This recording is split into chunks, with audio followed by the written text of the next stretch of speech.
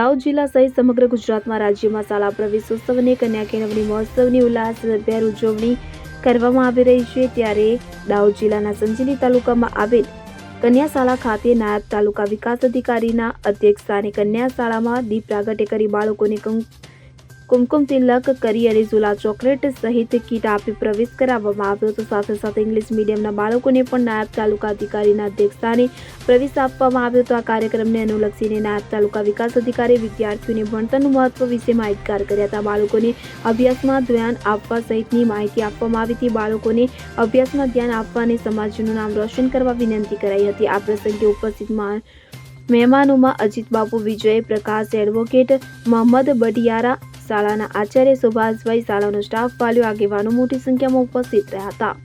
મહેન્દ્ર ચારેલ સાથે CN24 news Sanjeli. હવે જુઓ દેશ દુનિયાની તમામ ખબરો તમારી આંગળીના ટેરવે।